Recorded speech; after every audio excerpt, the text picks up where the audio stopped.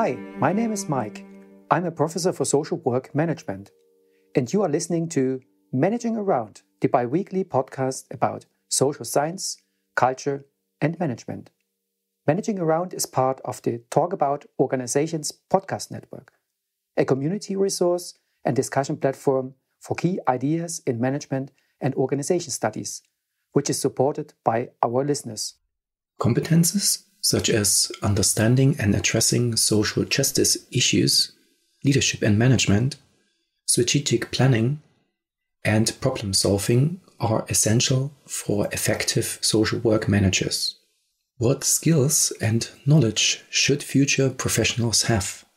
Actually, as I was doing some research on the topic, I realized that there are not so many theory-based competence frameworks available, especially with regard to social work managers. In this episode, we want to explore this question, and I will take into consideration the publication by Shelly Wimpfheimer. In later episodes, we will explore also other typologies.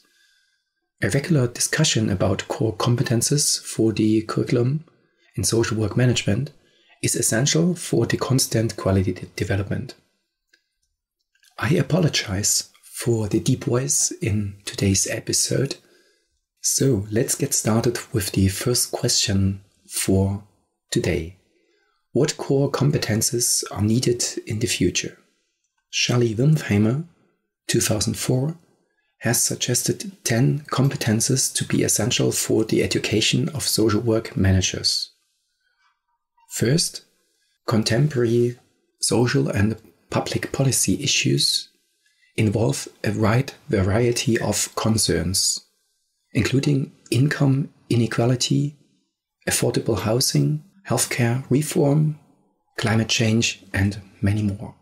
Social work managers need to be well versed in these topics in order to effectively provide social services to clients.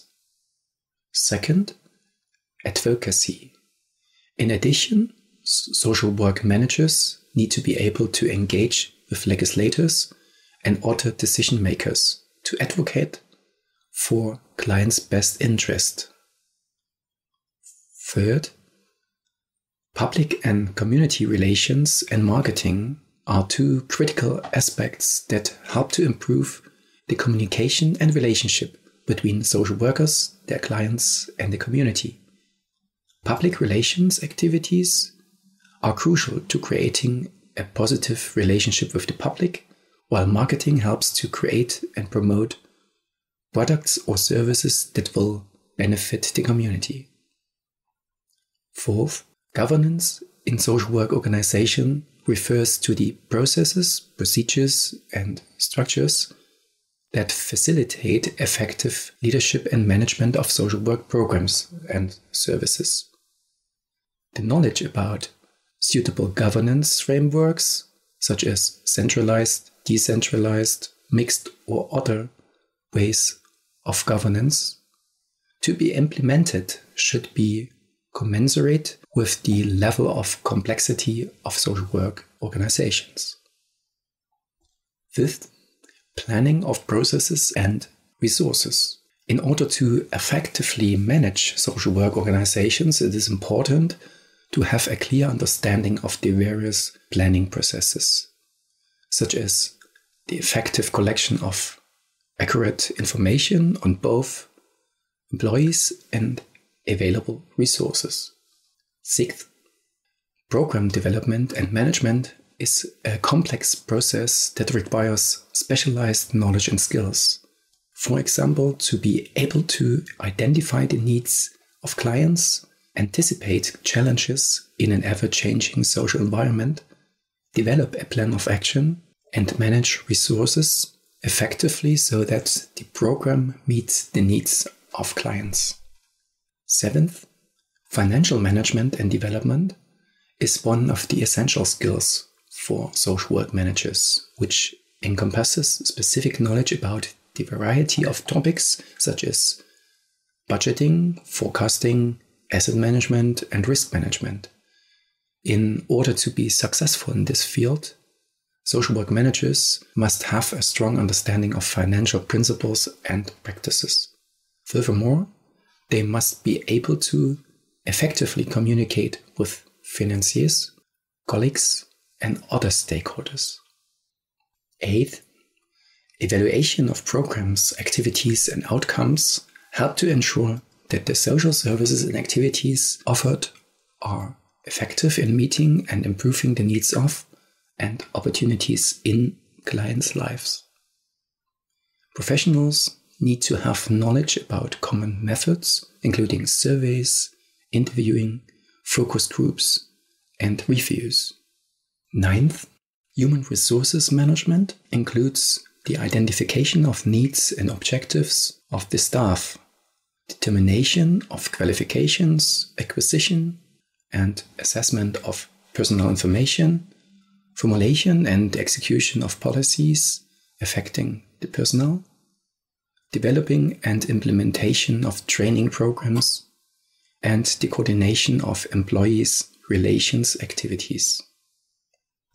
10th, to plan and to implement staff development activities requires strong analytical abilities, attention to detail, good communication skills, strong organizational skills, as well as experience in managing people and an understanding of both company culture and individual aims of the employee.